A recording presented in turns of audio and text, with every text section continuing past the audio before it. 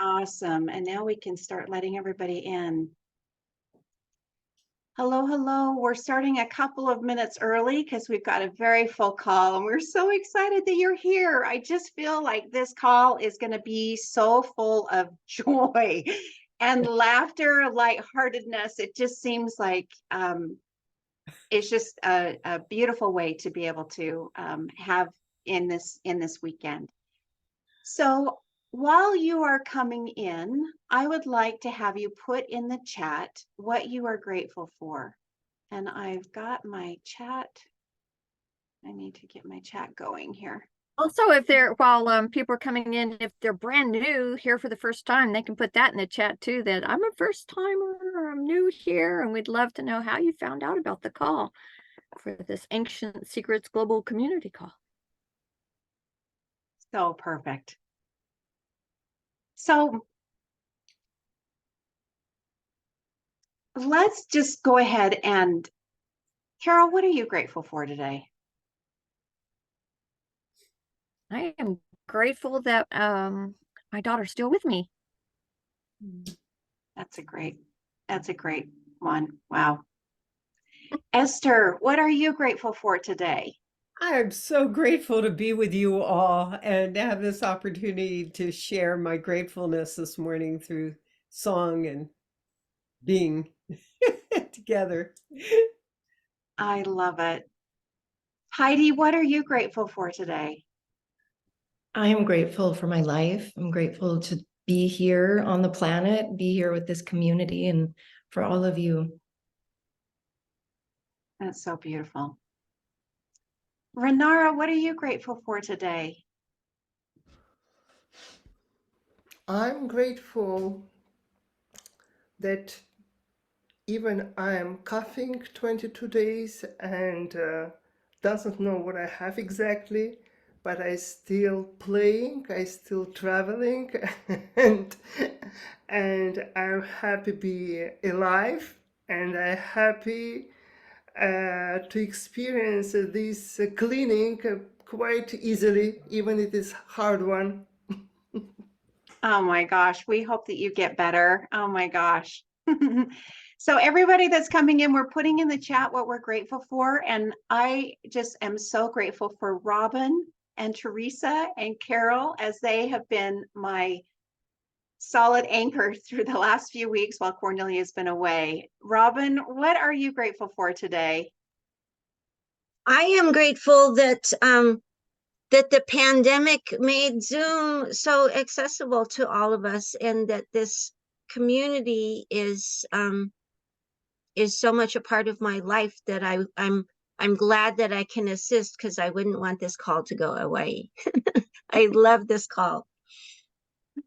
That's so awesome. I see Jerem here. Jerem, you always have you're just a heartfelt person. Would you tell us what you're grateful for today?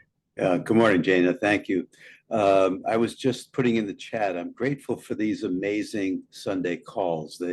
They feel like this incredible resource for the community and for bringing in new people into this vessel of love that we've created. And I'm also grateful for only overeating about 12% on Thanksgiving, which was 4% less than last year. That's wonderful. I did overeat a little bit, but I didn't overeat a ton. So yes, I understand that statement. And it's really uncomfortable now that I'm aware of it. It's so great. So great. So great. Well, great. We are so glad that you are here. It's so good to see all of you. We're coming off of a week of gratitude. You know, in the US, we have Thanksgiving, and we're so grateful for so many things. So many. We're going to have Esther start out the call with her beautiful song. She's this, like I said, this call is just going to be so full of joy and, you know, just lightheartedness. And I'm just so grateful that Esther is here to be able to bring that in along with her gratitude. So Esther. Thank you. I am so grateful to be here. And I am so grateful. I have to give a little context before we get into the song, because it's like the frame to a painting. I have a little turkey here. Thanksgiving every day. How about that? And the turkey in Native American, it was the great giveaway. So, generosity. And this little turkey has been with me since I've been a little girl. So it's over 50 years old and then some. So that's kind of fun. And Jupiter. Jupiter is, we've gone into Sagittarius, and Jupiter, we've come out of the Pluto, of the Scorpio. We say, okay, now there's a lot of dark for a lot of us on this hemisphere that we're on, a lot of us, most of us, I think, on the call because of the timing. This morning, I woke up with a phrase, and I have to share. It's very short. It's a haiku. And the calling into the heart, calling into all that we are, but taking this time to take 3 deep breaths in a minute and to deepen into the heart space, the core of us, the core, the ore, the gold of our heart. And I'm going to just share what came in because it was very clear. I asked if it's for us all, and it is. It just popped right in. Birth, boom. And then I'm going to start the song. And with the song, I invite you to invite the fairy kingdom, your inner elf, your inner child, your ancient one, to rejoice, to play, to celebrate, because life, no matter what is going on the roller coaster between grief and exultation, life is such a gift. And the joy and the peace we're talking about is at the core, is at the center of the Ferris wheel that spins around. So let's take 3 deep breaths together. Breathing in peace and breathing out peace on the exhalation. Breathing in joy and breathing out joy. Bringing in that deep, deep, deep, deep love that Dr. Naram feels so present with at this moment with us now. And his paradoxical teaching that love is the teacher. So as you just relax into, with eyes closed or open as you like, I'm going to read this gift of grace that came through me this morning for us. Celebrate today when the 2 knows it's 1. Gratitude abounds. When I know it's I, the little I, that little, it has that little space between the dot at the top. When it knows it's the capital I, the I that is the all. When I know it's I and I knows it, no, it is no thing. Woo! The great relief. I am so thankful. Grace is generosity, permeating bliss. I trust my knowing. Parentheses, knowing in the middle of the word now is now is the middle of the word no. Check it out later. I trust my knowing, my intuitive wisdom, great spirit within. Today is the day. The gift is in the present. Grace and gratitude. So here we go with a song of celebration and thanks. It came to me a long time ago, 2002 in October. And I invite you, I know we're on mute, but the chorus, come on in with it. You'll catch on. It's pretty simple. And I hope you enjoy it. Thanks, thanks, thanks for this miraculous day. Thanks, thanks, thanks. It's what I have to say. Thanks, thanks, thanks. My mantra for today. Thanks, thanks, thanks, thanks for this glorious day. Thanks for the colors, they brighten up my world. Thanks for the spirit that makes the leaves unfold. Thanks for sunshine that warms my every day. Thanks for beauty, the power that can say. Thanks, thanks, thanks for this miraculous day. I say thanks, thanks, thanks. It's what I have to say. Thanks, thanks, thanks. My mantra for today. Thanks, thanks, thanks, thanks for this glorious day. Thanks to the ancestors who gave us what they got. Thanks for the night time so we don't get too hot. Thanks for friendship, companions on the way. Thanks for this feeling that makes me wanna say, everybody, thanks, thanks, thanks for this miraculous day. I give thanks, thanks, thanks. That's what I have to say. Thanks, thanks, thanks. My mantra for today. Thanks, thanks, thanks, thanks for this glorious day. Thanks to the fragrant earth. She bears so many fruits. Thanks to the great trees, the branches and the roots. Thanks to the flowers, the blossoms and the scents. Thanks to lemongrass, the taste of peppermint.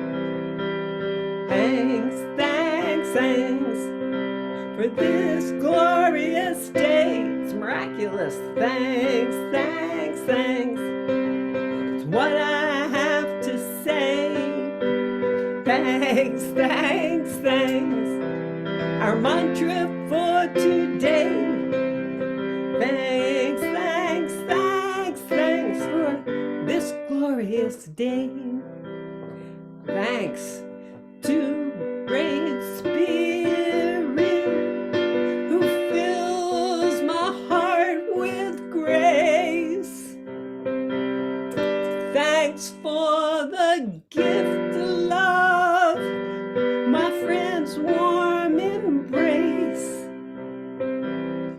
Thanks for peace and joy, this breath sustaining me.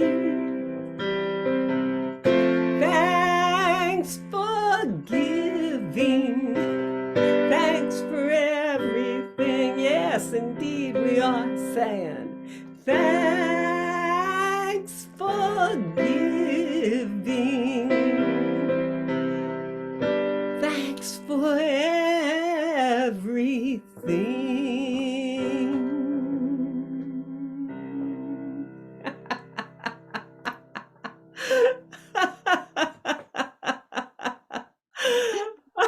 Oh, Esther, you're so fun. I love that.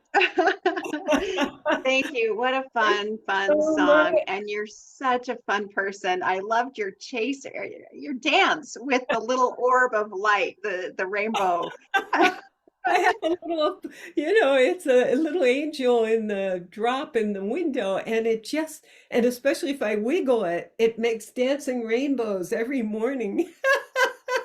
That's so fun, but I loved watching you dance with it while you were playing your song. Very cool. Yeah, Oh, thank so you fun. so much for this great gift of being able to share. It's really a fulfillment of one of my deepest dreams and desires. So thanks. Thank you, Dr. Clint. Thank you, Dr. Naram. Thank you, great community. Mm. Thank you. I love your enthusiasm, Esther. You're so talented and so full of joy all the time. It's wonderful. I love it. Carol, are you available to give the announcements? So Oh, there we go. So, there was a lot of Black Friday specials that came out, and Ancient Secrets community has their very own, and it's available through November the 30th, where you buy one, get one free. So I'm talking about the new course offerings that are coming up at the first of the year.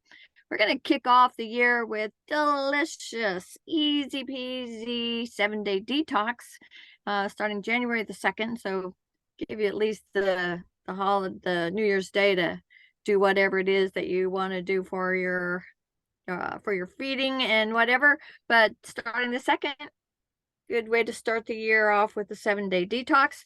Bring in a friend, get it half price. Then following that, we're on the 11th of January, we're having our second offering ever of Ancient Secrets 101. It's the basics. Learn the principles, learn the 6 key components of the Siddhaveda lineage. And it's a really easy to do 4-week, about an hour and a half a week with daily gratitude offerings. So let me see if I can change off of Esther and put myself. So you can, there we go.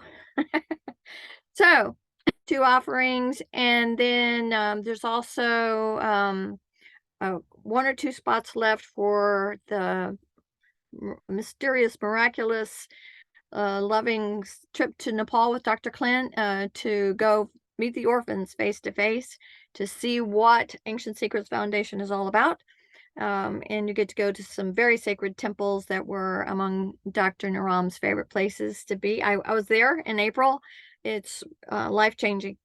And you really get a deeper understanding for how all of this fits together. So that's still available. That one is not half price, but the 7-day detox and the 101 are.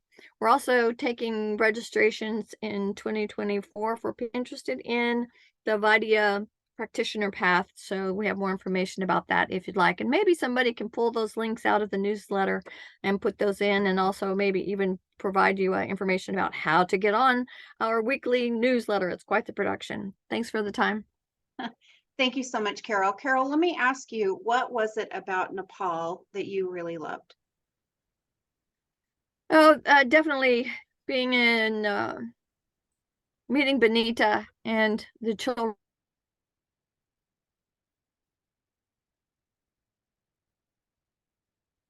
Has dedicated her life to helping orphan children. So she was really life-changing to meet her, the artistry of the children there. She has several special needs kids, and they were about to become homeless. They were going to take away her family when we showed up. And because of the generosity of the community, we not only saved the day, we helped get them into a facility that's beautiful. Somebody else said, hey, let's get some beds. Somebody else said, hey, let's get some mattresses. And the next thing you know, our community has just opened its heart. And I mean, it just doesn't get any more moving than that. So that would be it. That's wonderful. Did you go to the Children Mountain home?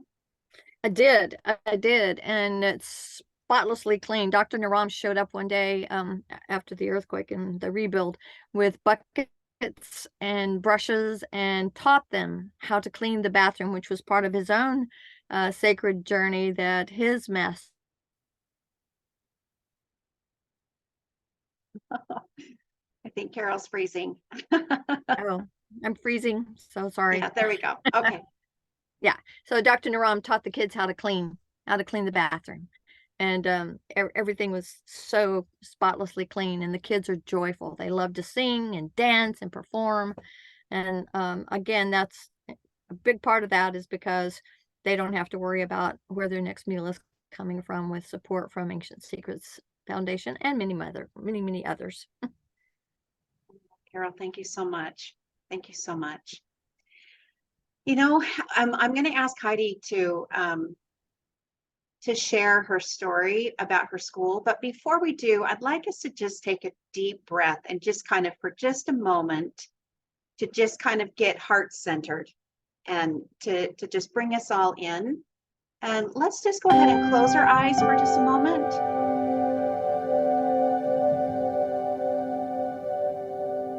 Put your feet on the ground, centered in your heart. Feel the love that exists in this community. Feel the love that just exists in your heart. Feel the love that you have for yourself, for your family, for the world. And all the gratitude.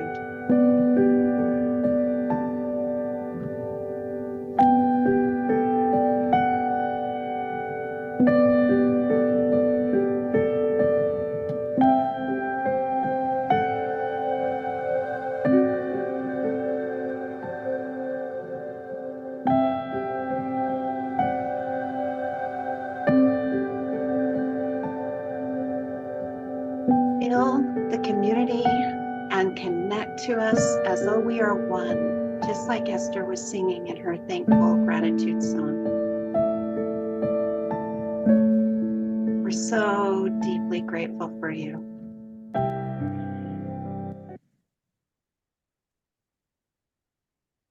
Thank you, Heidi.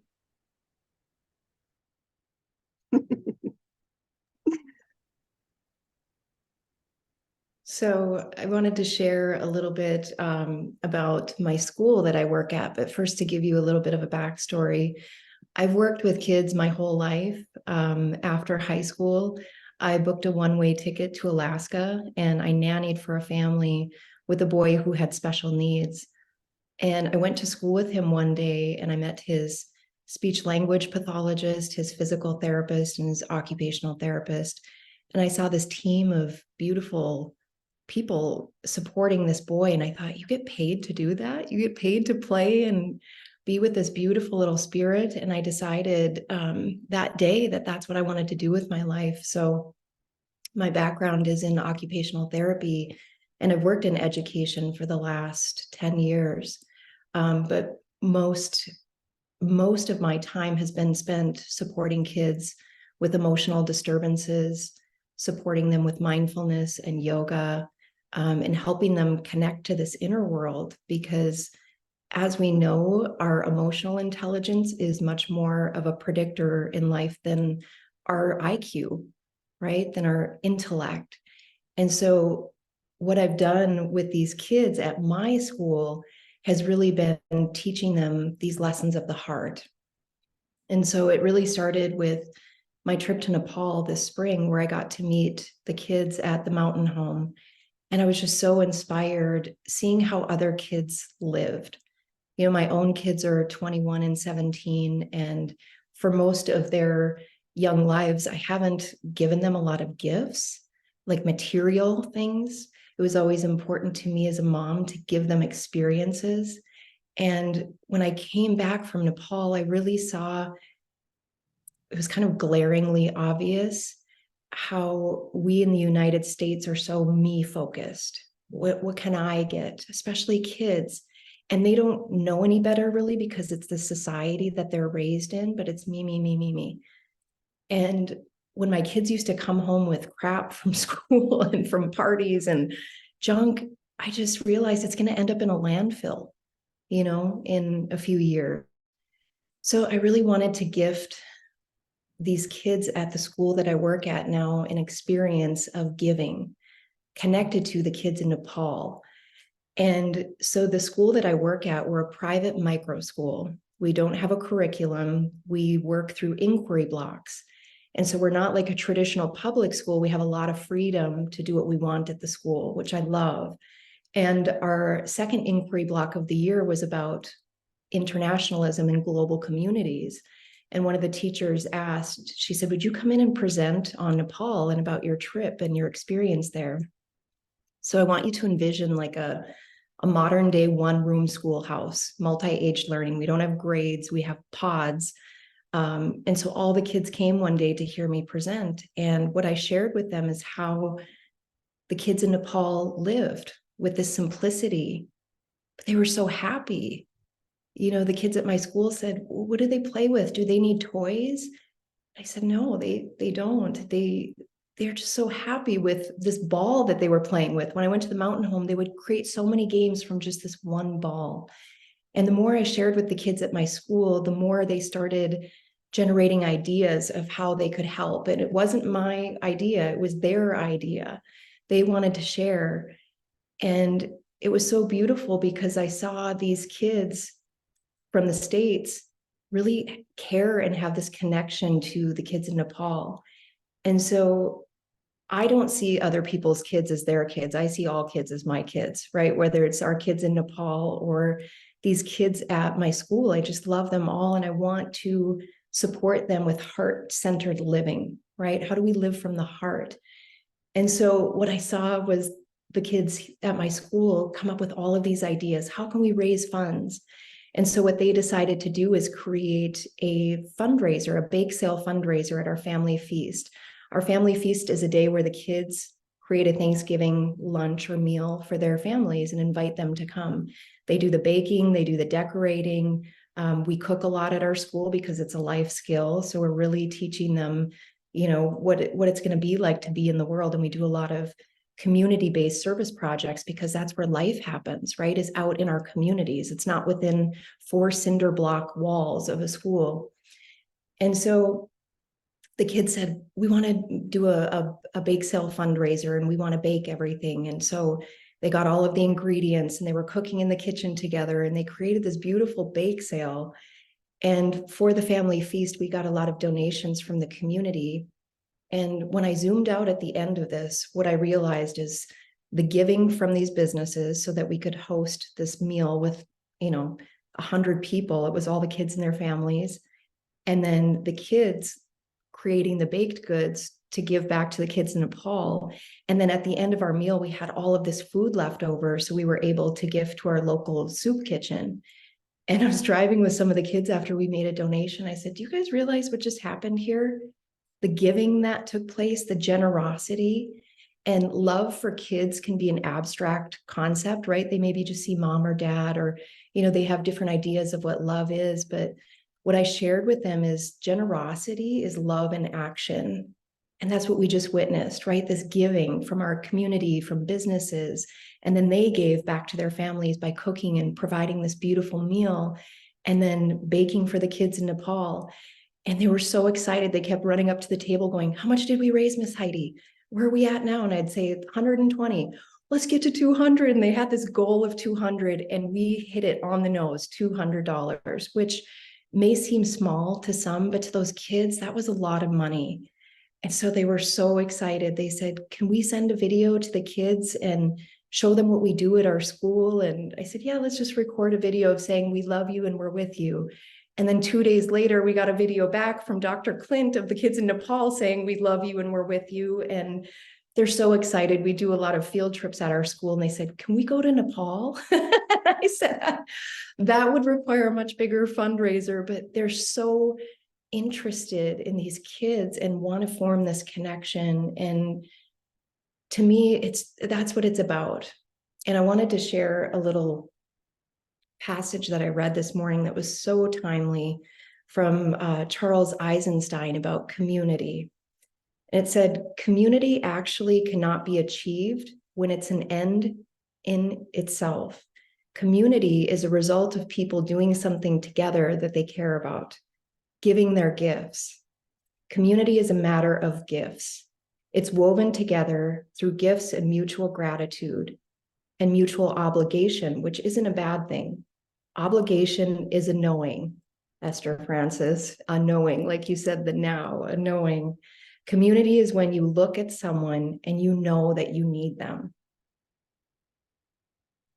Community is when you look at somebody and you know that you need them. And whether we realize it or not, we need each other. We need community. I see the kids in Nepal, they need community. I see the kids at my school, they need community. We need each other. And so when we can give in this way, you know, that really represents the quality of generosity. To me, it's everything. And it might seem so small and so simple, but we can all do something. And so I just wanted to thank all of you for being in my community. I have to laugh because at the retreat that I was at in Austin with Dr. Clint and Carol Ray and Cornelia and Jana and all of you core team, just over a year ago, we had to admit something to Dr. Clint that we didn't want to tell him. It was kind of like this coming out of like, what do you not want him to know about you? And I shared that I hadn't read the book. And here I am in this community of ancient secrets and I hadn't read the book. I dog-eared a lot of pages and I made the mung soup and I used some of the home remedies and some of the marma, but I never read the book from start to finish. And this past week I did. And I really felt the presence of Dr. Naram in my life and his exuberance and his love and just his joy. And I thought, you know, kids aren't born hating. They're just pure love. They're pure innocence. And that's really been my life's mission, is to work with kids to keep that light bright. And we're really all just big kids here. I mean, let's be honest. We're all still trying to figure it out too. But what I come back to is love, because it's easy. It's easy. And I remember even putting in the email when I took this job as the director of the school that I'm not here to teach, I'm here to love. And so just trying to be an example of that every day to the kids, because they're not going to remember the things that I say to them. They're going to remember how I made them feel. And so I want to just invite each of you to remember the community that you are, the community that you contribute to, and the beautiful heart that we all are here connected today and every day. And that this love has an ability to ripple out in ways we can't even imagine. So thank you for allowing me to share my story today. And I'm so excited to be able to maintain this connection with the kids in Nepal and with the kids here in Bismarck. So thank you. I love you and I'm with you. Heidi, oh my gosh. So beautiful, all the things that you just said. And so many things. I was going to share these photographs during while you were speaking, but I didn't want to interrupt your beautiful flow, your beautiful heart. So I want to share these pictures.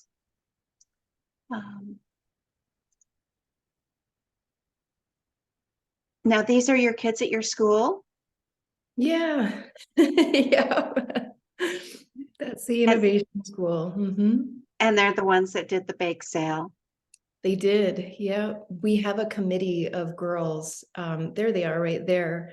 They are our volunteer service committee, and they formed on their own to advocate for others in the community that are in need. And so each month they create a new project of giving. And this past week, they filled up these large socks with water and beef jerky and chapstick and deodorant, toothbrushes, toothpaste, and they gave them to the local soup kitchen who we have a connection with. And then they go and cook once a month for those that need a hot meal. And it's just really beautiful because these ideas generate from them.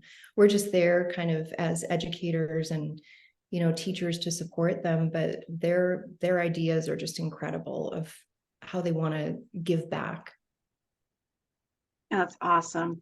Well, Here's one of the things. I'm hoping you guys can hear this.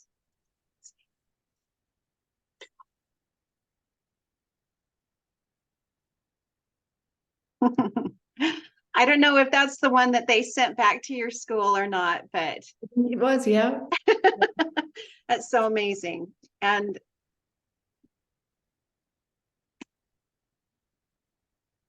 Heidi, your beautiful presence. And, you know, it was fun to hear that you didn't read the book.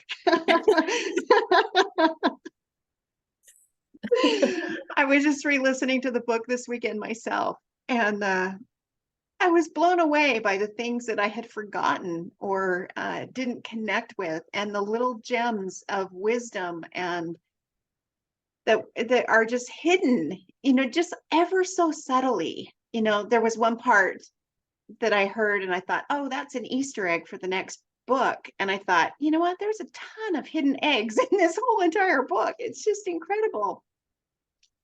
We're very, very lucky to be able to have this book and to be able to connect with these ancient wisdom and to be able to connect as a community. I mean, Heidi, what you just touched on was very, very true. We do need each other so much. So thank you for your beautiful heart. Does anybody have anything they'd like to share with Heidi or any thoughts that came to their mind? I have some thoughts. Dr. Clint, yay! Just Poonam sitting here, and I'm like, everyone that comes on, I'm like, oh, I love Jerem. Oh, I love Jaina. Oh, I love Carol. She did so awesome. And Heidi comes on. Oh my goodness. And Esther Francis. And I'm already on this call alone. I must have laughed and cried so much. You know, it's like a combination of everything. And then to see these kids, you know, it's so beautiful. What do we want in our lives? You know, what do we want in our planet? The whole purpose of the book, whether you read it or not, is even the opening quote. You know, that honestly, when I give people the book, I say, if you just read the opening quote, awesome. And the fact that you use that in your interview, you know, that it's stuck. And the fact that it's in so many languages is about love guiding. And I think kids, the innocence of kids and the joy of kids is why I'm so drawn to it. And so, man, so many things to say, but I do want to share because I loaded the video, first of all, where you can hear Heidi's kids and you hear them sharing their message. And I had the greatest joy to share this with our kids. You know, we're calling them our kids, not the orphan kids. And to have these kids in Bismarck, North Dakota, send their voice, their loving voice saying, we care, you know, that we care. And this is the message they shared. We love you and we're with you. It's so adorable. We're just missing the yay. Yeah. And then instantly both Bonita's kids and the Mountain Children Home kids sent back videos, and this was the video that the Mountain Children Home kids sent specifically to those kids in Bismarck, North Dakota. We love you. We are with you. Yay! And just to have the connection of the hearts, you know, is yeah, it's something priceless, you know, and to have this kind of community where people can let love guide and know that that's where healing, the deepest healing comes from. You know, there's a quote in the book. It says, you know, we can go up to almost anyone, and instead of saying, how are you? We can say, where does it hurt? You know? And well, so much of us have hidden wounds. It's not the physical ailments that are the biggest ones, but it's the wounds of our hearts. And, you know, even Dr. Ram, he says 90% of our physical dis-ease comes from these unresolved traumas. And Heidi, what I see you've done is so powerful, to have the kids discover what do they want and not tell them how to do it, but let love guide them. And they set a goal, $200, you know, for a little kid. I mean, I don't know when in my life I was that age. I don't think I ever had $50 or $20, you know, for them to set a goal so monumental for them and to know that every dollar makes a difference. to know those kids. And I don't know if Hope already shared on the call, but Renara, I see many other people, Beverly, other people who have been to Nepal. And Hope sent us an article where lots of the kids, when they're a certain age in Nepal, they get conscripted into these wars. Like the soldiers in their country don't have enough soldiers, so they pull these kids from Nepal. And the crazy thing the newspaper article showed is that they're on both sides of the battle fighting each other. These Nepali kids killing each other for someone else's war. And the girls getting married off so early. And so this Giving Tuesday, first of all, the beauty of when you give in this way, when you let love guide you, the miracles, it's like unleashing miracles, the ripple effect of your love. And these kids pay it forward. Carol Ray talked about Benita's family. When the Mountain Children Home kids, who originally we all supported, and we said there are kids, when they found out that Benita's home was going to get destroyed, closed down, they said, that's not acceptable. We want to help. That's where the love bracelets came that we brought to Sedona and gave to everyone. They made these with love. Yes, Esther Francis holding hers up. They didn't say we can't do anything. They didn't say we have no influence. They say, yes, it's not acceptable to let these kids, this family break up, because it's not an institution. It's not like you're donating to some institution. It's a family. They've become a family. And so they know if this family breaks up, it's like breaking hearts. And so they wanted to do everything they could. When you helped the Mountain Children Home kids, they paid it forward for Benita's family. And we saw the whole miracle unfold, and the magic of Renara playing the piano number when the two kids from the both homes came together in the same space was so sacred, so holy. The kids had never been on an outing to the city before. And then in that space where Renara channeled that beautiful music was so powerful. And then now recently, when I was there 2 months ago, there's another home. And this home was started by a man who, when he was a kid in his village, his father passed away. And he was left on the streets. No one in his village took him in. And he was living under bridges and he had to go to a different village. And finally, one man saw him under the bridge and said, why don't you come live with me? And this man was a welder. And he taught them the art of metal welding. And this little boy grew up to be such a good welder, and he dedicated, when he got married, his whole life to helping other kids like him so they don't have to suffer. And over a period of time was so successful with welding, with so many clients, had over 52 kids that him and his wife were supporting. And then COVID hit. 20 of his top clients either shut down or left the country, and he was devastated. He couldn't support these kids, and the government found out, and they made him send away almost more than half. By the time I met him, there was only 16 left. And when the Mountain Children Home and Benita's home, when they heard that this had happened, they knew what that was like. It's like telling half of your family, we can't support you, so you're going to have to go find somewhere else. And in this space with me was Maureen and Mike and Scott Wainwright and Don. And they're like, this cannot happen. We need to make sure something to help save them. And the orphan kid says, we're going to help.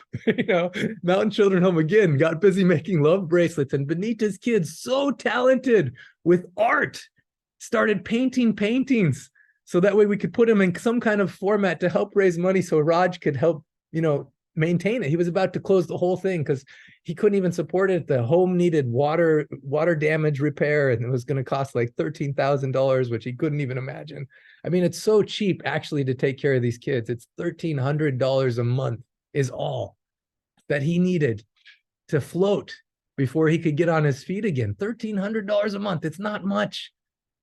And so Maureen and all these beautiful people says we need to do something. So I don't know if in the US, if you guys have heard of Giving Tuesday. So there's Black Friday, which everyone goes and shops a lot, gets all the deals. But there's a concept created years ago called Giving Tuesday, where you have a chance to give from your heart. And I don't know of a better place to give than somewhere where 100% is going to go to benefit the people who need it. And so the kids, the Mountain Children Home kids, and Benita's home and the other orphanages that we support, they says, we want to help Raj's home so that not only they don't have to send away those 16 girls, but they can take in others. There was an earthquake in Nepal. Several people contacted me. This was just a month ago. And they said, what's happened? Kathmandu was safe, but in the northern area, there was hundreds and hundreds of people killed. And there's many orphan kids that the government came to Raj's family and says, you're doing a great job. Can you take in more kids? And they said, we can't even afford these kids, So Mountain Children Home, Benita's Home, and are saying, we need to pay it forward. You've helped us. Now it's our turn to help them. So on Giving Tuesday, we have such a beautiful video and message. We're going to email. I'll put it in the chat here so you can also start to see some of what's going to happen. But I just so excited about this. And then also the kids, when you turn 18, by law, you're supposed to leave the home. And so there's over 40 kids of the 300 kids we support in the 90 orphanages that are about to have to be forced to leave the orphan home. And we don't want them to go into human trafficking, be victim of that. Or, I also consider being conscripted into a war that's not yours a form of human trafficking. And so they have this vision of creating a hostel that not only helps them, but any kids in the same situation. So they can really discover what do they want. And like Raj, who learned welding and then gave back his whole life, they can get a skill from whatever scholarship fund we create, whatever hostel we create, so they can continue to give. Like Heidi's kids, our natural state is compassion. Our natural state is giving. We just want to find somewhere that we can trust the giving. We want to find somewhere that we know the money's actually going to go there instead of some administrative cost or some thing that isn't going to make a difference. And the way that this is done is so pure. I'm so proud of it. All administrative costs are covered through other things, programming, or people have donated completely to that. So 100% of everything that's donated gets to go to these causes. And I consider the money that Heidi's kids raised, the $200, is sacred money, and it's going to be multiplied because it's not just helping now, but it's paid forward in so many beautiful ways. And so this community and what you're doing is so remarkable in so many ways. I know some people are new on this call for the first time today. Wow, so good. Welcome. And be free to be yourself and share what's in your heart and let love guide you. And yeah, we have a lot of things that we can do on this planet together as long as we stay pure to that intention of letting love guide. I want to thank the Golden Angel Council as well. Wow. These amazing, wise women and the way in which they let love guide them every morning. I don't know if you know this, but every morning before the Sunday call, they get together and they just have a list of anyone that they feel like needs extra help. And they have this pure prayer that's non-denominational. It encompasses beyond religion. It's just about the impulse of love, of saying, I love you and I'm with you. I'm holding you, Oh, it's so beautiful. And Jana, thank you so much for guiding these calls. I know Cornelia is just now in Germany holding her grandbaby and rocking her in her arms. And I feel like the Golden Angels and leadership team and core team do that. So many miracles are happening on so many levels that have just to witness it is just an honor. So, and Heidi, so glad you got to read the book as well for your own benefit. Enjoy. And if you never read it, I would love you all the same. And still, I'm so excited because you take truth, Heidi. You take truth, you live it, and you share it. And so why not have more of those the golden gems inside of you that can be the seeds that will blossom into the whole wildflower garden of awesomeness. And thank you everyone for, I just couldn't help it. I just needed to come on today and just tell you I love you. I'm so grateful for everyone. And on Tuesday, I'm going to send out this special email to everyone who's ever contributed anything. I just want to say thank you, let you know of the ripple of miracles that are happening. And also at this time, we have something so special, an opportunity so special to join with these kids and paying it forward and exactly how to do that. And even if you don't have money, I don't care. Your loving impulse means all the world. So to post the video or the webpage on your social media, or just send love to Raj and Rosmila, this new orphan home with these girls, to send love to the kids who are turning 18 or older. And then we are officially starting the endowment fund. So when people contribute money, we don't use that money, but we use the interest from the money so that the kids can benefit indefinitely. So it's sustainable in the most cool way possible. I'm so proud of the whole team for putting it together. So proud, so excited for what's coming. Just thank you. In this Thanksgiving weekend, wow, we have so much to be grateful for. So much to be grateful for. And if Heidi is a microcosm of the macrocosm, God, we're so blessed. You know, we are so blessed, and I just want to spotlight her one more time, just so we can just look at this goddess who's been through so much, you know, so human and so divine. And just want all of us to put our hands together and for her and on behalf of her birth kids and all the kids that she's supporting. Also from the whole community to say, I love you and I'm with you. We love you and we're with you.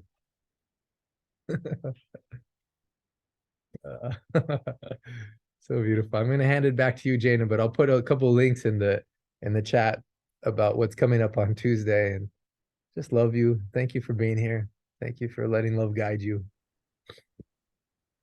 We so appreciate you coming on board, coming into the call and just saying hello, Clint. It's so wonderful to see you and love your enthusiasm. And you're such an example of when you put your mind to it and you give your 100% that it comes about. I mean, just even the example of the endowment fund, it hasn't been very long that you've even been talking about it and it's already happening. That's so amazing. So Yeah. thank you. Yeah, it's really beautiful. I just want to say along those lines, just I haven't shared this publicly, but you know, even the amount we need to raise for the 3 years and then for that one home, something like 40, it's like 45,600, you know, for the commitment letter. And already with the just the momentum that's already built, we've already raised over almost $25,000. It's so cool. So awesome. You know, and Ken Honda that talks about happy money. This is the happiest money ever. This is just so delightful. And I'm so proud of the whole team. How we've done it in such a way that's so trustworthy, so accountable, so transparent. It's just so beautiful. I think this is the way this is the world I want to live in. You know, this is the world I choose. And thank you for choosing it with me. And I see also some other people, you know, Joan, I'm hoping you come in March. You know, we have such an amazing group coming. Also, Deepika Delminico from Australia will be joining us on that particular trip, and some other amazing individuals. And whether you're able to come or not, you're with us in our hearts. And just to express love and to receive it back in such a pure way. I just want to say this last thing because I'm so grateful for Dr. Naram for, man, so many countless things. It's like, first of all, I've never met anyone on this planet that's alleviated more human suffering than that man. And even though he's not physically here, still doing it, you know, still alleviating so much suffering and doing it in such a playful, joyous way. And for whatever guidance of love he brought me, you know, almost 15 years ago to the Mountain Children Home and told me, you know, these kids are like yours now. This is your family. And his master actually told him we need to take care of them and that they have a very special role or purpose on the planet. You know, I don't know. I didn't know how to take that in at the time, but now what I see is happening and how they're paying it forward and how it's a ripple effect. And this is just the seed. This is just the beginning. From one domino, so many ripples are happening. And this is the inception point that we're in. This is watching the birth of something so beautiful that could end up touching so many lives. And for me, it doesn't even matter the quantity. If we help one person, it's like helping the whole universe. You know, the amount of love we put into each interaction. But at the same time, when this happens like this, and it's so innocent and so pure and so beautiful, it's just like, beautiful. We know, we love it, we water it, and we watch it grow. And right now it's the seed. And who knows, 10 years, 20 years, 30 years from now, all the fruit, you know, all those kids who will come back and someday meet you, Jerem, and meet you, Luke, you know, meet you, Renara again, and say, this is what you did for me, you know, to meet you, Katie, and say, look at, these are my kids now. I'm able to raise them in a better way and also contribute to help other kids that don't have parents. You know, meet you, Ariana and Miriam and Harvey and Anne and Susan and Catherine and Karen, you know, and Devananda and Nasib, and say, thank you. Thank you, Maggie. Thank you, Amanda. Thank you, Belle.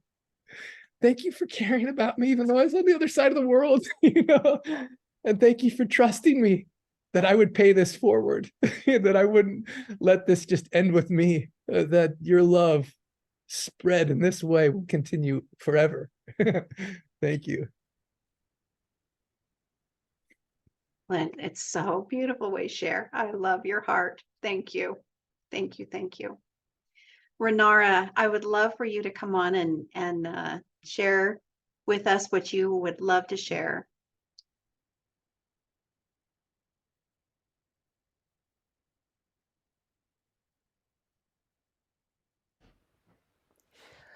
Um,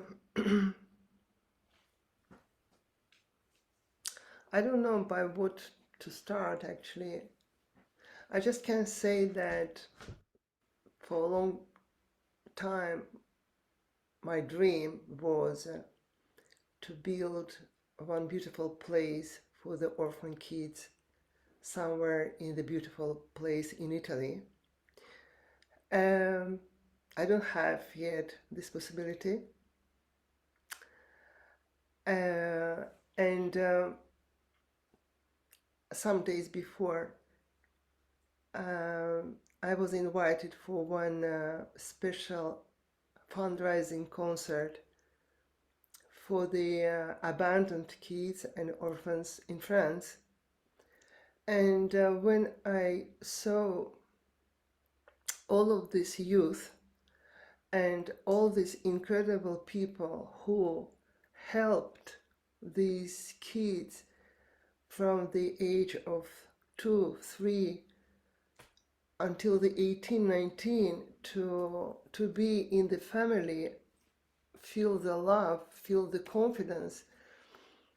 Probably the phrase the more touched me when one of them, who today is independent young man and love what he's doing, he said that when you can't walk yet and you are walking, you try to walk, you don't afraid to fall down because you have the loving eyes and loving hand,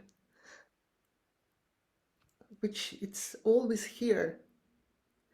And I imagined one kid which doesn't have this loving eyes and loving hand when he fell down. And how it is, how blessed we are that, how blessed I was that I had always this hand and love of my parents.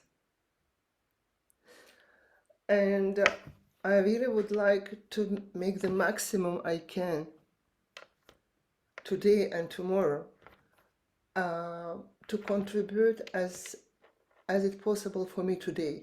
I can't do more than I can, but I really would like to make the maximum every day for every kid in the world. So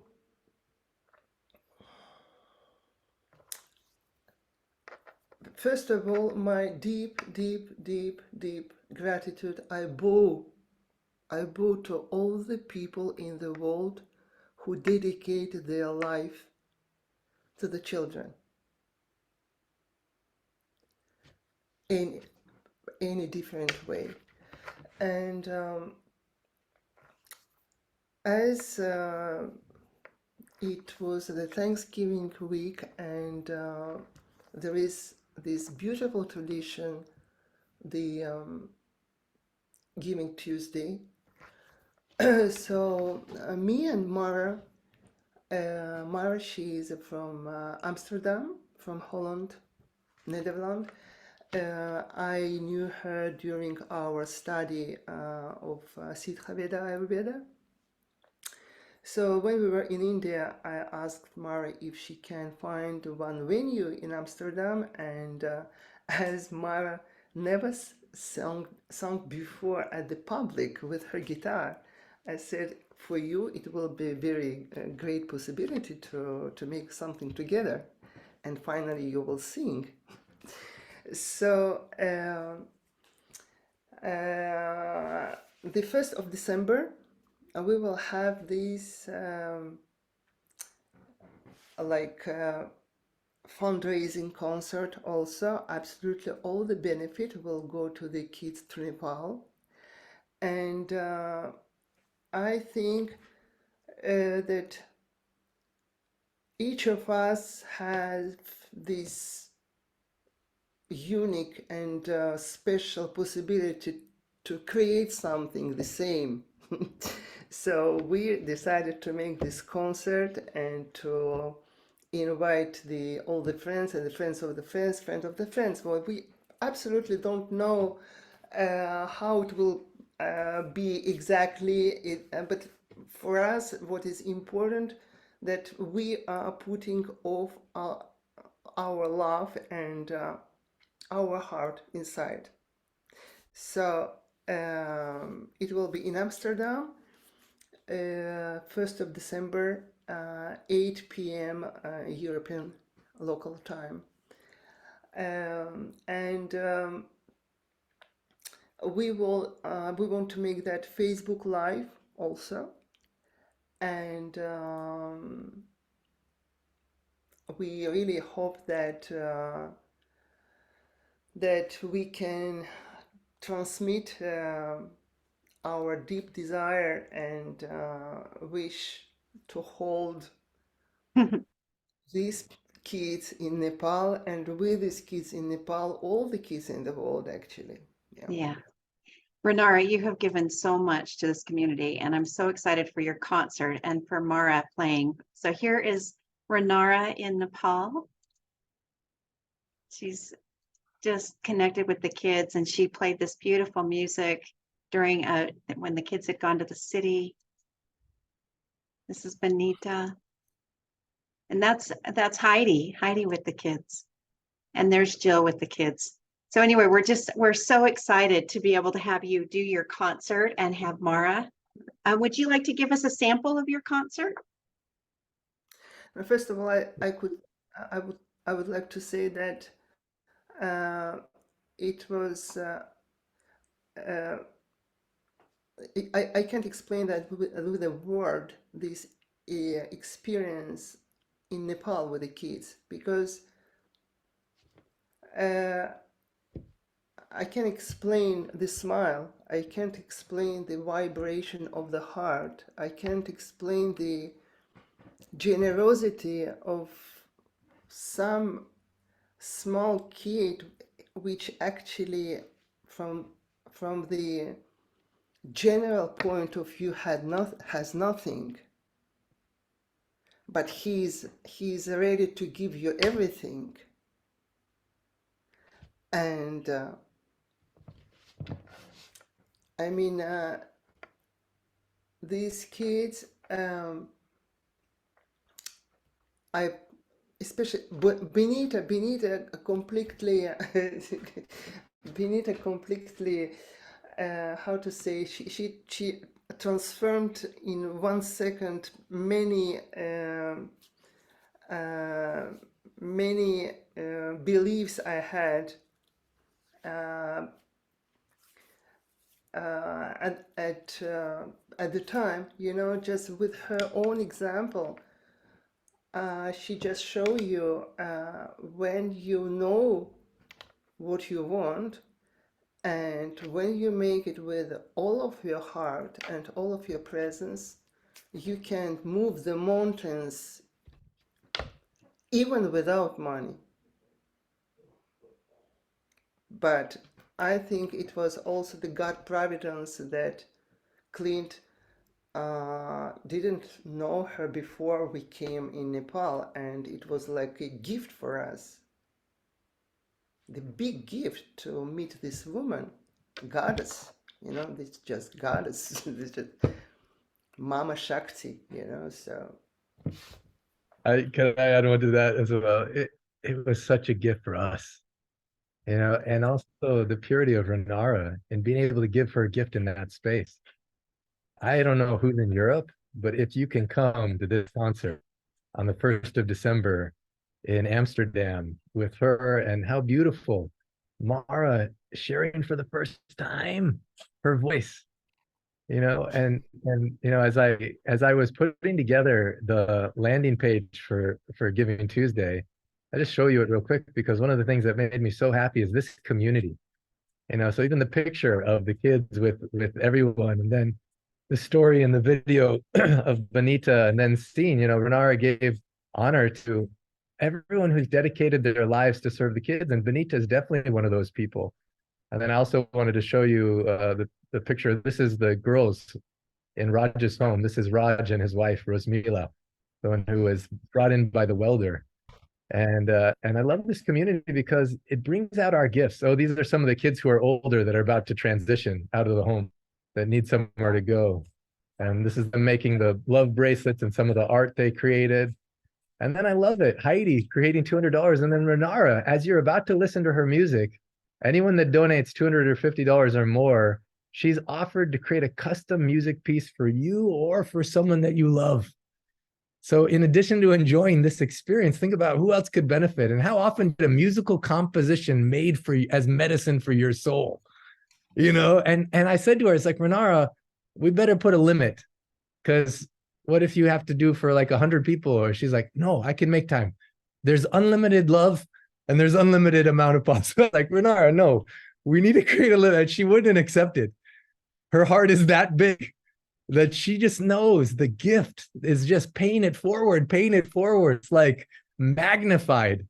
And we have so many other gifts, like from people that donate certain amounts that you can see on that particular page. But this one in particular, I'm so excited about. So as she please, also, who knows, love may guide you to say, this is medicine I want for me over this holidays. I want to give this gift to myself, or you may know someone you love. I can't think of a more precious, unique, special, healing, powerful gift than to have Renara spend a half hour with them to discover their soul and channel music, create a musical composition for them in that moment, to have that experience. So I just wanted to add that in and say thank you, Renara, for that, all the ways in which you show up.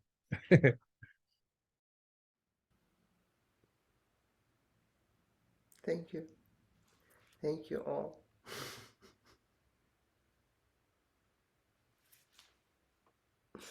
Renara, would you like to play now?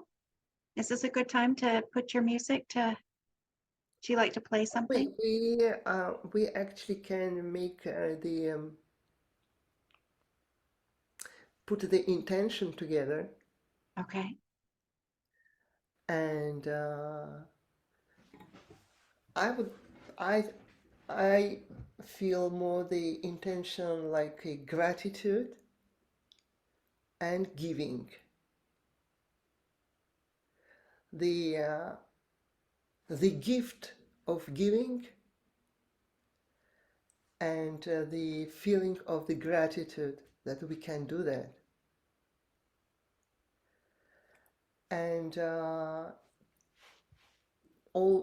make all of that in this energy of all of this beautiful time of Thanksgiving. Wonderful. We can just put this intention.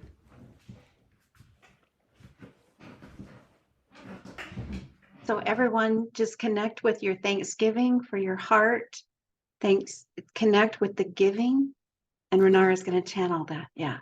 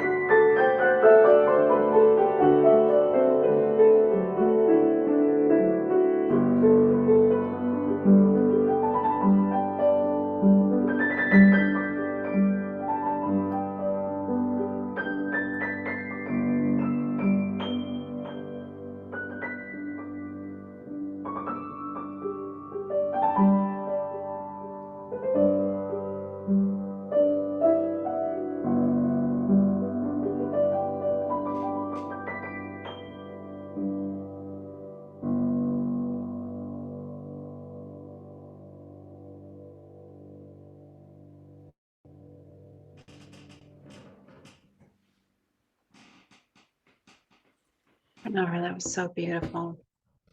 Joan put something in the chat. It said, this piece is reminiscent. Joan, are you on the call? Would you like to say what you just said? Would you like to come off mute, Joan? I said, it came to my mind that this piece is reminiscent of a feeling of gratitude for challenges in life that make life worth living. Oh, wow, so beautiful. The challenges we have, it's like for a good reason, you know, because if it was all too perfect and easy, we wouldn't want to get out of bed in the morning. It'd be so boring. Yeah, there's a quote that Dr. Am says, whatever is our challenge, heartache, obstacle has within it seeds of equal or greater benefit. And I love the way you phrased it, Joan, and even felt that in the music, that we can even be grateful for the challenges. And I feel like that's what the orphan kids teach me, actually. It's so beautiful. Yeah. I want to share, can I share also that in the space of Nepal, when Renara played that music, for anyone that was in the room, we actually have that music piece that we can share. I just saw, I don't know how to describe this, but I just felt the gift of having connection, like Heidi was talking about community, but connection with ourselves, and how the more we're connected with ourselves, because we didn't know we were going to have a piano. We tried everything. I tried everything I could actually to get a piano. We contacted everyone, and I had given up on a piano, but it was Sebastian that said, Clint, what do you want? He asked me the question. I was like, well, I want a piano. He's like, well, then we'll find a piano. I was like, but we tried everywhere. He's like, no, Clint, we're going to find a piano. What do you want? Okay, I want a piano. He's like, are you open to it happening in a magical way? Okay, yeah. And it happened in the most magical way. The only piano in all of Kathmandu was like a few blocks from our hotel, the most perfect place that they donated for this experience, you know? And also the magic of, you know, even Sebastian, he brought with him this videographer by the name of Antoine from Belgium, who created that beautiful video about Benita that was able to touch so many hearts. And as we were brainstorming for Giving Tuesday, you know, it was really interesting because someone's like, we need a video like that. I was like, oh man, that's so much work in it. I don't know who could do it. And then talk about all the miracle of miracles. Who was in LA for the first time in his life and came to Thanksgiving dinner at our home with me and Poonam was Antoine. It's amazing. He said he came here for work, but he was surprised that he didn't think about Thanksgiving. They don't have it in Belgium. And so no one was available. He's like, I think I came for the wrong week. And then after he found out about the whole miracle of the brainstorming meetings and then what was happening, he's like, no, I came for exactly the right week, you know? And so we recorded the little piece and just all the things that fit together in such a magical way and all the ways we can express our gifts. You know, Linda Rousseau is so beautiful in the brainstorming call. She's like, you know, I'm going to offer one-on-one sessions to a certain amount of people. And whatever I raise from that, I'm going to gift to these kids for this day. You know, Renara holding this concert and offering these sessions, Heidi having her kids do this. There's so much endless ways in which this can bless your life and so many people around you, not only the orphan kids, but you getting to express your gift in whatever that gift is, you know? And then, so I'll just show you real quick again the landing page, because just want to just share this and then just turn it back. But it's like this is one of the people who came with Scott Wainwright, who he's had really beautiful, successful business, but he knows he has a spiritual calling. And even in the space of Nepal, he's like, we need to build a healing center here so the kids can learn this art, because they say they want to learn to be like Dr. Naram. And also people would come here because this is where the herbs are and this is where the secrets are from. And so he actually has a passion and a vision. This is the gift that he wants to play out, is how to create a healing center in Nepal so the kids can be apprentices there in that situation, and people can travel from all the world to be healed there in that space, help plant the herbs and help harvest them. And you just get so much nourishment. And then it's just so beautiful. By supporting these kids, you'll feel in your heart big hugs like this. So what can you do? You can do all these things, and then there's the gifts, people who donate $1 or more, we're going to give you a special gift. It was so crazy. I came up with this idea yesterday. That why don't we create a calendar with the artwork from Benita? And so each month you have pictures, and already in less than 12 hours, Heidi Aiden created that calendar. And I was looking at it this morning and being like, wow, how did it happen so fast? So anyone who donates anything, we want to give you a gift of this digital calendar and this artwork from these kids.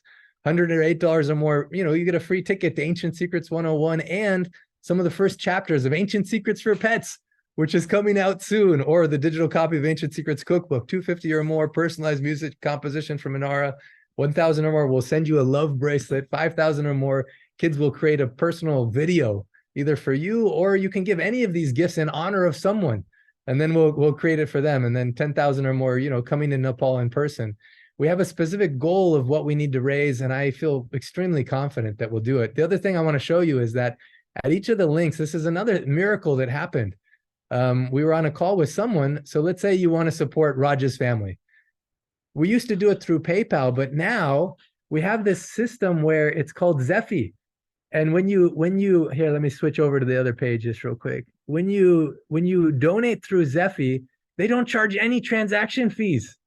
So let's say I want to donate to the kids who are turning 18 or older. It brings me to the page where I can pick whatever amount I want, and then I can do it on a recurring monthly or recurring yearly. And I realized that I clicked the one. Sorry about that.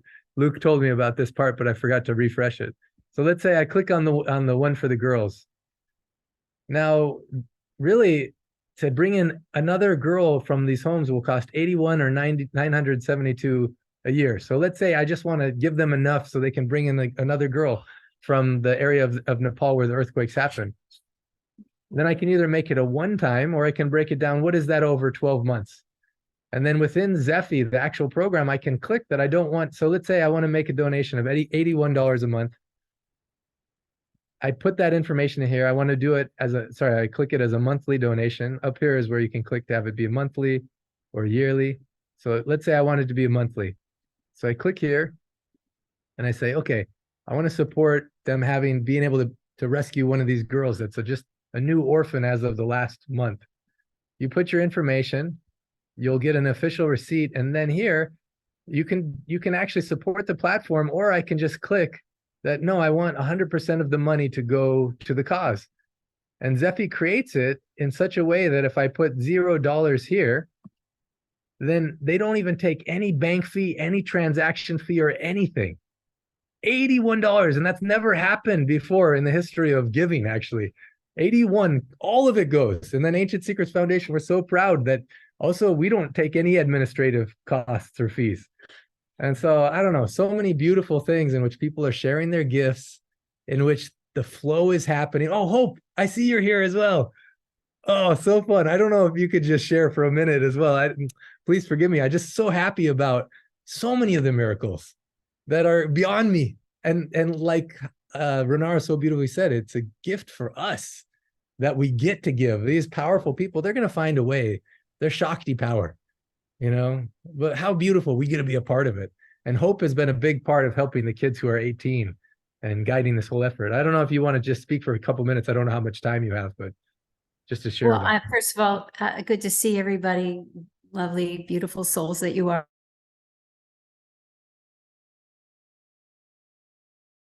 are. And I'm so happy to just share, Cleve, that I was so inspired actually last.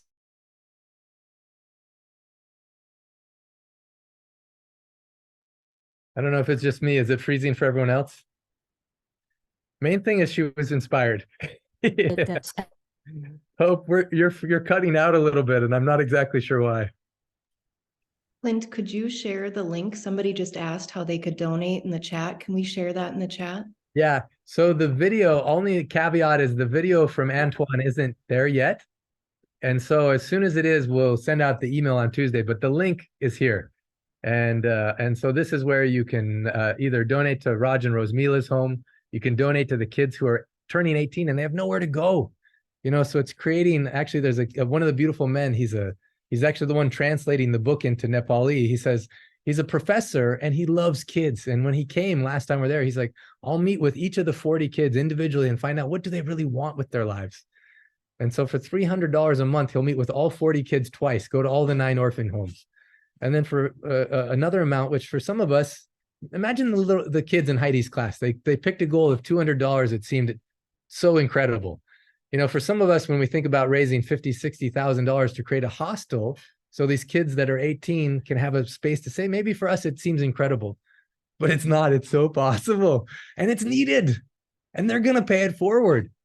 And then the endowment fund, where you pay into this fund, you can be one of the founding members of the endowment fund. You pay in, and the whole concept is we don't use the interest from those payments.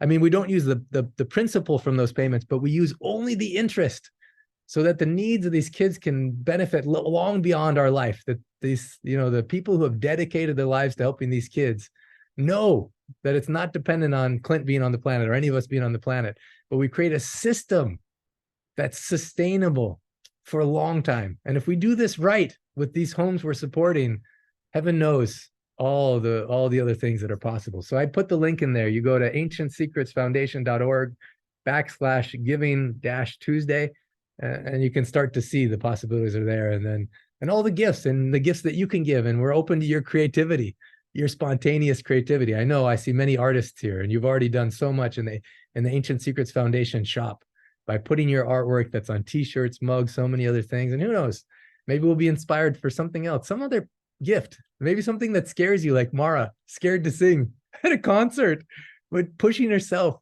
for this reason. She knows it'll benefit. Belle, I see you raising your hand. I want to make sure you get a chance. Yeah. Well, oh, just 1 second. It got muted and unmuted. sorry. Okay. There you go. I just, first of all, thank you, Clint, for coming on with your infectious enthusiasm. And I mean, this is what you're on the planet for, my dear. And in case it passes you by, yes, it's like, this is who you are. And channeling Dr. Naram or not, it's Clint Rogers really speaking for the world. I mean, speaking for the world we're out to create as this community and beyond. And then secondly, I just wanted to point out, I just sort of caught it, that because Giving Tuesday is just the day after tomorrow, yes? Yeah, it's coming up fast. So we have a time thing that if any of us on this call are interested in doing the Ancient Secrets 101, that this is, this is actually being offered as a prize for donating to Giving Tuesday. Yeah. I just didn't want it to pass by too quickly. Yeah, thank you. And also having been the recipient of a Renara soul composition, it's just like, let's act on it now. So that's what I wanted to bring to the party. It's just been so inspiring, the possibility of living our lives in service of the world. And it's, it really is an opportunity not to be missed the day after tomorrow. So beautiful. Thank you, Belle. You're such a beautiful golden angel, and so much letting love guide you. Yeah. Wonderful. I think Hope is back on the. Oh, Hope, you're back on the call? Hope is up on the call, and we also need to hear from Beverly. Oh, fantastic. Yes. Well, sorry about that. I'm not at home, so I didn't know where the signal was stronger. Anyway, Beverly and I, when we were in Nepal last year, got talking about this issue of the children who, when they turn 18 legally, are supposed to be leaving the orphanages. And that we didn't like the idea of that, in the sense that they just kind of leave this beautiful hive of 30 family members and all of a sudden have to find their way. And from what we've gathered since then in conversations with Pratik and GC, who oversee the orphanages, we understand that many of them in the past have just sort of gone off, and sometimes they stay near to the orphanages. Sometimes they work in the orphanages for a minimal sum, but they don't really keep track of them. They go off and don't always know what happens to them. Beverly and I were talking about the idea of building some kind of bridge between stasis, so that, first of all, they have some guidance. They don't have guidance in their schools. There's no such thing as what we're used to as a guidance counselor. There's nobody like that. And the orphanages are too busy, I'm sure, to even, they don't have time for that. So just to kind of put this into a small little capsule and tell you, there is a gentleman named Dr. Baral, who Clint knows, and he has accepted the position to become this kind of guidance counselor, because there are 40 children, 18 and older, who need to, be moving on with their lives. But how do you do that? I mean, if you want to go to school, how do you apply? How do you get a scholarship?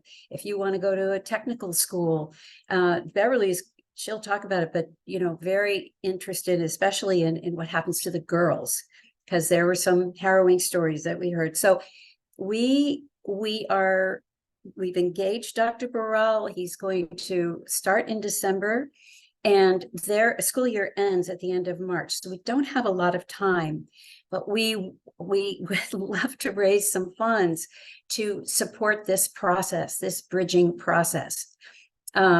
This boy here in red is Robin, and I've been in daily contact with Robin since I was in Nepal. And it's because of him that this idea has kind of stayed constant in my mind, because he's desperate to try to figure out what his are. He wants to be a professional football player. Apparently, he's very good. He doesn't have the right equipment. He can't get to the tryouts for professional, all these things, all these roadblocks.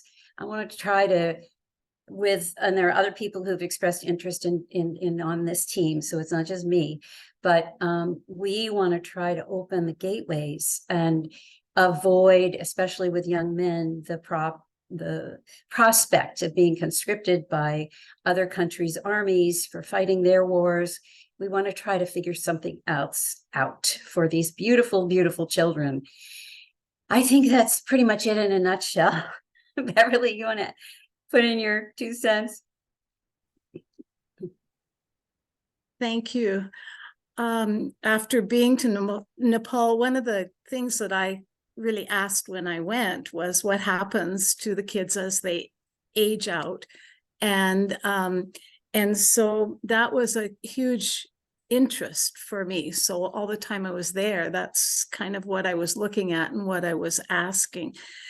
And I think that some of the things that I've really learned, one is that these kids are all truly orphans. They're haven't been surrendered by family or whatever because they couldn't afford to keep the child in their home, and that they have family and whatnot. The philosophy is if there is family, they're better with their family. And so these kids are orphans. And so when they look at family, it's the kids that they've grown up with in the home. And that truly is their family. And so then what happens to them, we don't just toss our children. We don't just let our children go wandering into the world without a connection, without a possibility. So we go and we ask, what do you want? Well, some of the girls, what they wanted was to have a career in dancing. Then after I got home, I got thinking, if you haven't in Canada anyway, if you haven't come through ballet school and all the wonderful things, their dancing is exotic dancing that could very easily lead them into the sex trades and whatnot. And that has been a horror for me. I'm thinking, oh my goodness, we go and ask what they want and we tell them they're such beautiful dancers and whatnot, but there has to be more possibilities. So this Pooja here, she wants to be a dancer, and Beverly's story with her is so beautiful. Pooja's right here. She's one of the girls that has turned 18 and moved on, and even she told, you know, when we have the Ancient Secrets for Kids book, and she was filling out what she wanted, she's like, I want to be a dancer, but what did she say, Beverly? But I'm too fat. She told me I'm too fat. Yeah. Well, and she's not. And she's a beautiful, beautiful, graceful dancer and a beautiful, beautiful person. And what she wants in life is to help all those children that she sees out in the world that have less than what she has, that and the privileges that she was given, she wants to share with other children. Well, when we look at careers and whatnot, Also, I just want to say this: when she danced, it was mesmerizing. Mm-hmm. And she taught all of us not to be so concerned about your body, but feel it and be grateful for the gift of having a body. Yeah. And to have her in that space, paying it forward and sharing her gift with these other kids was magical. And having Beverly hold her and love her in that space was so beautiful as well. Well, and she's such a beautiful, beautiful example of these lovely, lovely ladies. Yeah. And so when, you know, when I think about what happens for them, I don't want to see them married to somebody that they don't love, that, you know, that's not, I want to see them into a loving family. I want to see them with their own children that they're have learned how to parent through examples within the home.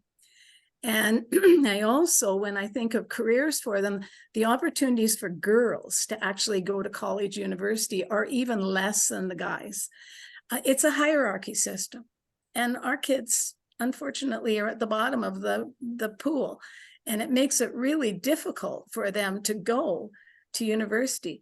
But can we have a fund? Lots of times they get married off so quick. Yeah, so quick, and can we have another option?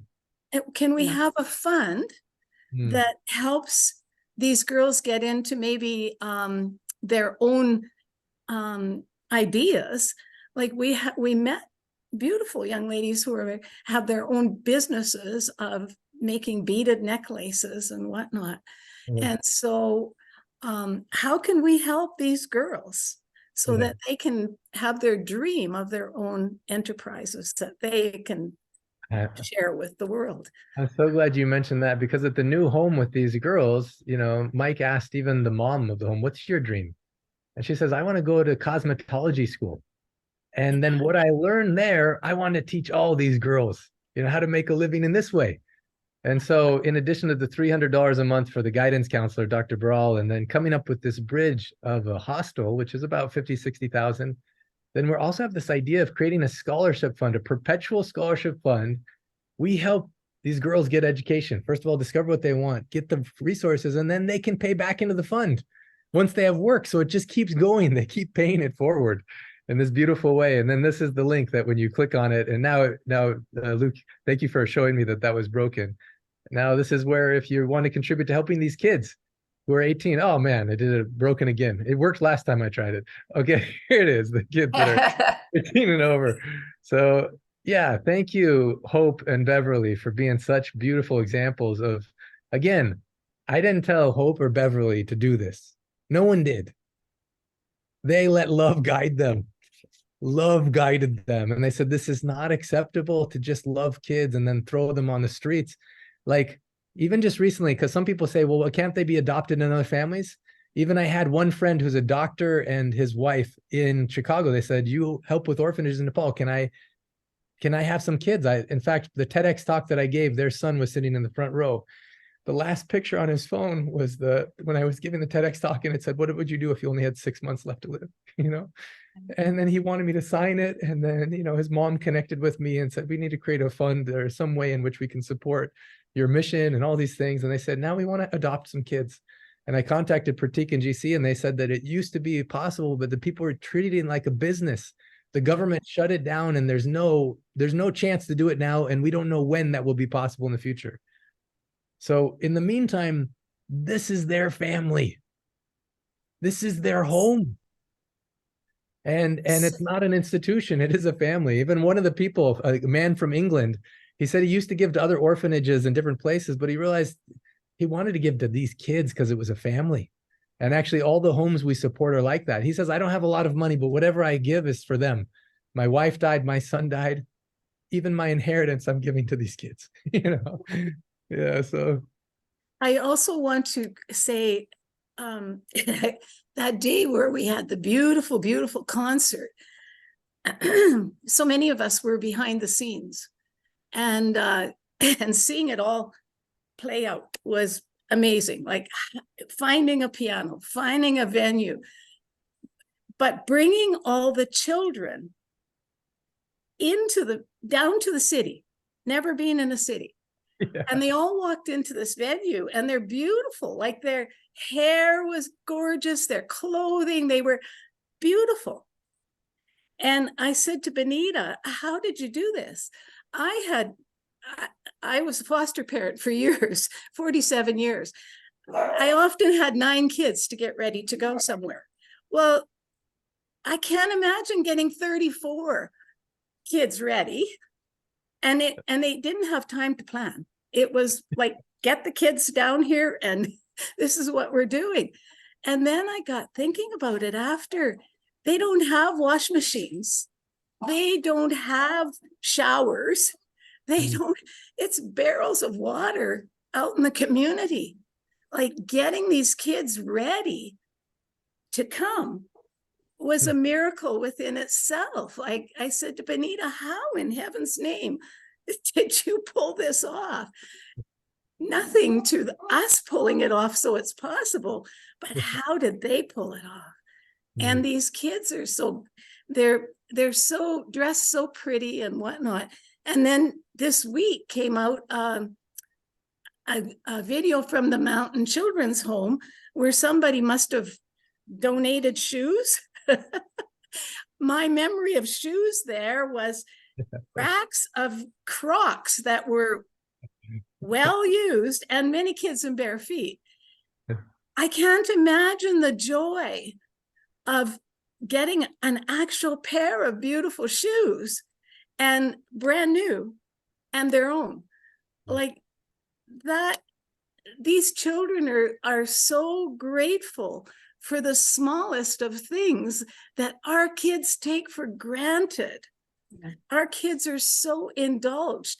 If we could donate 1 pair of shoes, rather than giving our grandchildren that extra $100 gift at Christmas or whatever.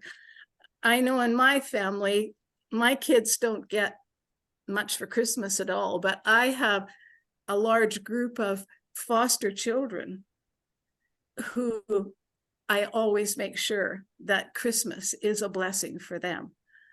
And so we can do that. We can do that easily. For those that don't know, Beverly has raised over 100 foster kids. And another thing that I was inspired was she was not only hugging the kids, but she understood what the caregivers were going through. Yes. She hugged them. I just felt it. And so another thing that we're brainstorming is how to give the caregivers nourishment. And also the different orphan homes, they know of each other, but they don't know each other. And so we're going to create a space where they can come brainstorm with each other, support each other, share what's working, what's not working, and even know that they're not alone. And so that's another thing that's been in my mind and my heart. And asking what do you want, they need to be able to brainstorm into it all too. What do I want as an adult? They need to add their ideas. Hope you're going to share something. I just wanted to add, well, I just love hearing you talk, Beverly. I was so lucky to have you as a roommate. we had lots of chat time.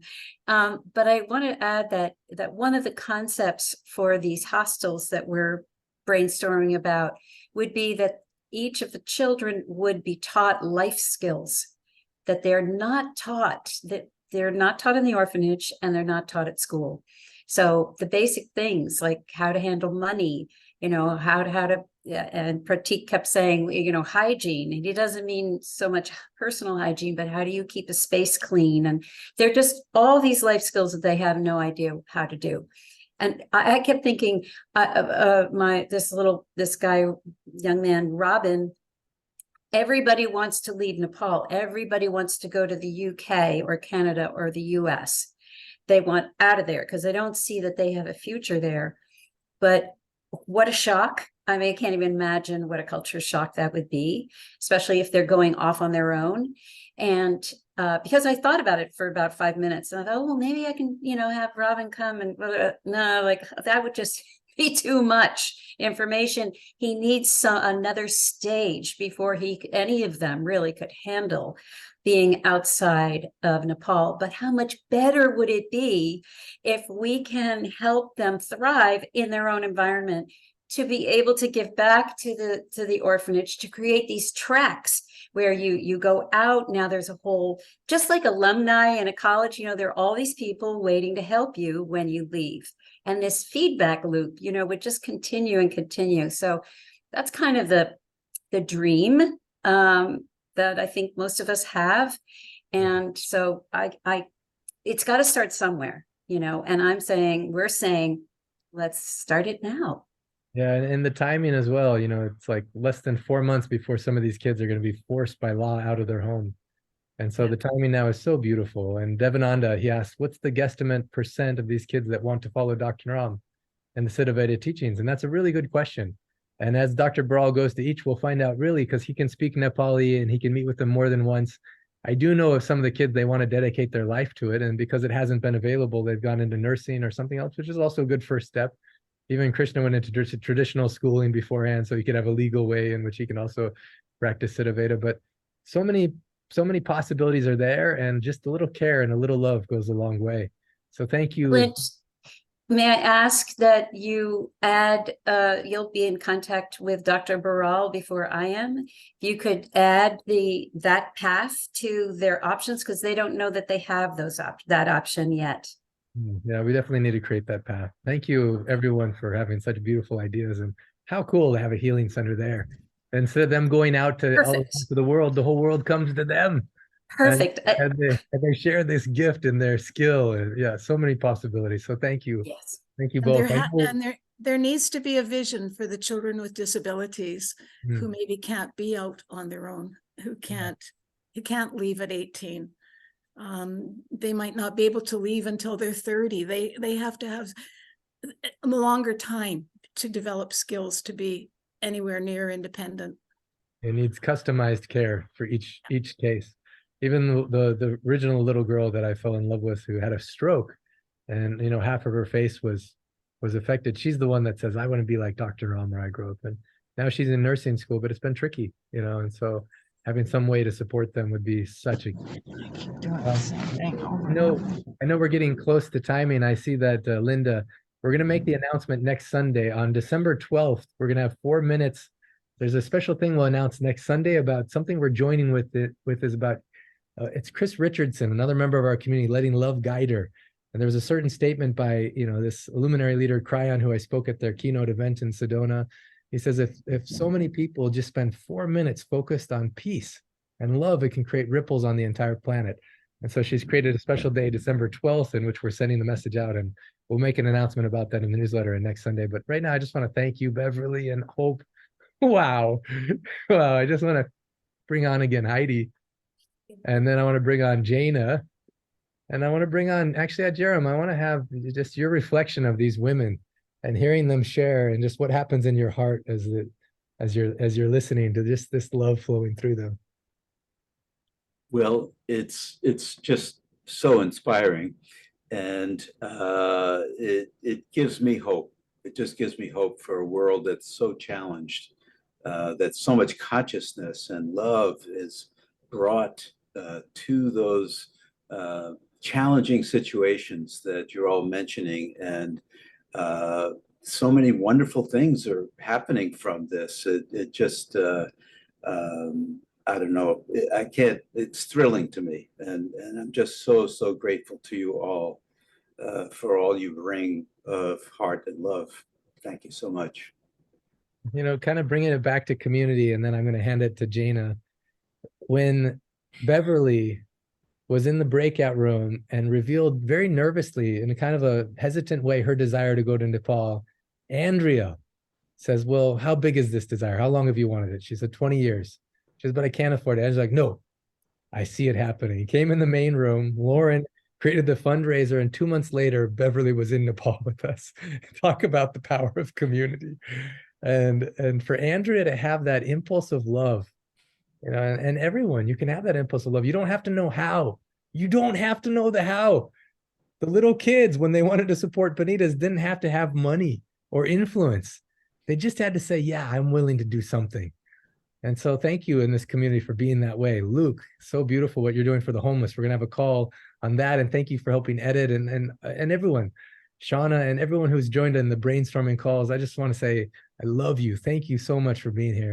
And Jaina, we're going to go in breakout rooms or for anyone who wants to stay, or you have something to, we have something to close the call with? We do. We have something to close the call. And I personally, I don't have time to stay in the breakout, to stay on for the breakout room. So this week we'll have to negate that. So I can do the breakout rooms, Shayna. Beautiful. Will you be able to stay as long for everybody? At least I need to leave about 10:45. I can stay on. I can be here technologically for that part. So you can make me host for that part. Yeah. Oh, you're muted right now, Jaina. There we go. Oh. Okay, well, should we just say I love you and I'm with you, and then we'll stop the live stream, and then Cornelia wanted us to share a special dance party with you guys. So So if you'll all unmute and say, I love you and I'm with you. I love you and I'm with you. Love you and I'm with I you. love you and I'm with you. Love you and I'm with you. I'm with you. I love you and I'm with you. Love you and I'm with you. I love you and I'm with you. You and I'm with you. I love you and I'm with you. I love you and I'm with you. I love you and I'm with you. I love you and I'm with you. I love you and I'm with you.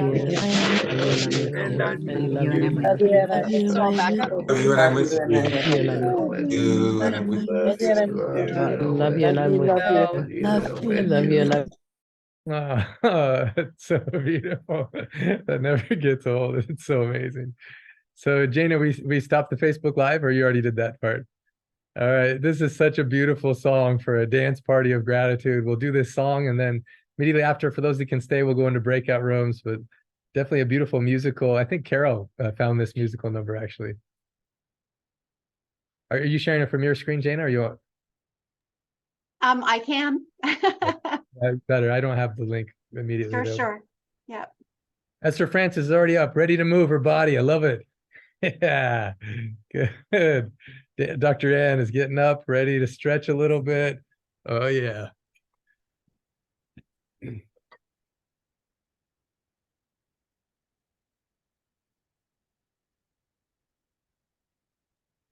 Do the share sound? Yeah, we can't hear your sound. I don't know why. You may have to click when you share the screen to also click on that little button to share sound.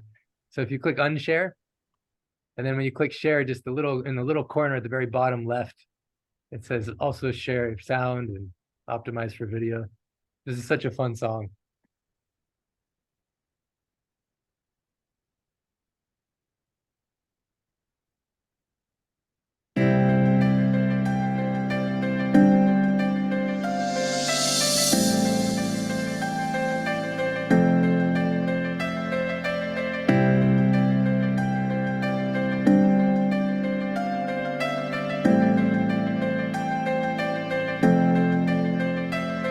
You're my life, you're my breath, you're a smile, you're my guest. You're the earth, you're the sun, you're the grass, you are love. You're my hands, you're a bug, you're my eyes, you're a hug. You're the light in the dark, you're the spark, you are fun. You're my mom, you are water, you're the stars, you're my daughter. You're my friend till the end, you're my dreams, you're my father. You're the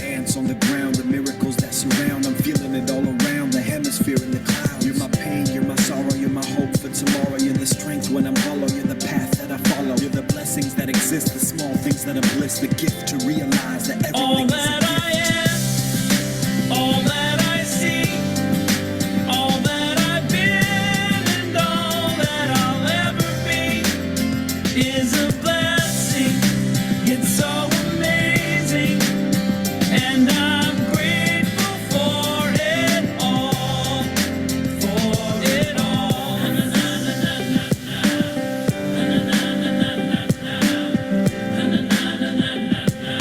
Grateful for it You're the blessings every time I try to count. You're the lessons that I learn every time I turn around. You're the water when I'm burned every time I think I found everything I'm looking for. You're the sign saying stop to take a bow and keep moving forward and start looking towards your heart.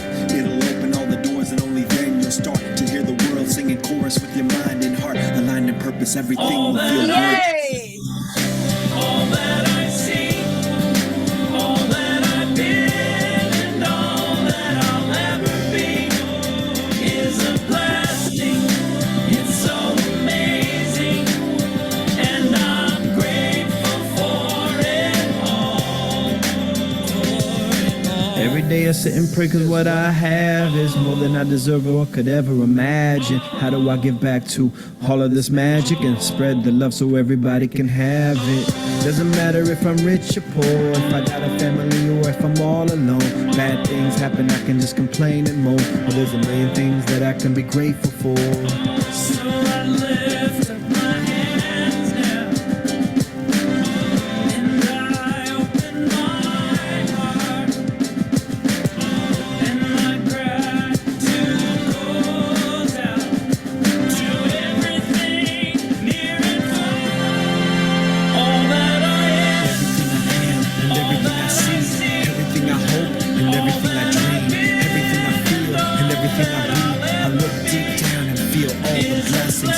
Everything I am, and everything I see, everything I hope, and everything I dream, everything I feel, and everything I need. I'm grateful for it all. It's amazing. Everything I am, and everything I see, everything I hope, and everything I dream, everything I feel, and everything I need. I look deep down and feel all the blessings. Everything I am, and everything I see, everything I hope, and everything I dream, everything I feel, and everything I need. I'm grateful for it all. It's amazing.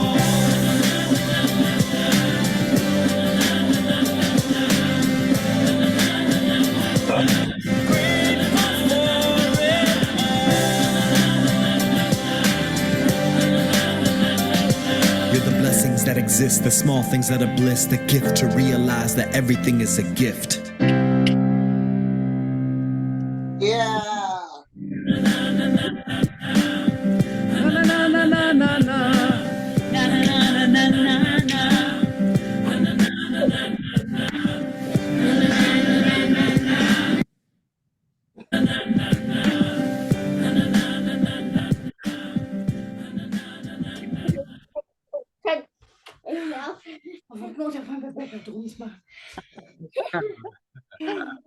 So fun. So fun. Get out. Well, Jana, should we just have people go in the breakout room, just what love taught them on today's call? Does that I feel think good? that's a great idea. Yeah. Jana, I just want to express so much gratitude for you. I know that you just had a fall, and even in the midst of your ankle and your foot in pain, I just want to send so much love to you for hosting such a beautiful call. Love you, and I'm with you. Thank you for showing up so consistently with so much love. Love you. Yeah. All right. You should see, you should be invited into breakout rooms and stay for as long as you want. You can just leave the call from there. Love you, with you. If you're watching this from YouTube, have a beautiful week. Look forward to the email on Tuesday. And thank you so much for letting love. Could Dr. Clint, could I say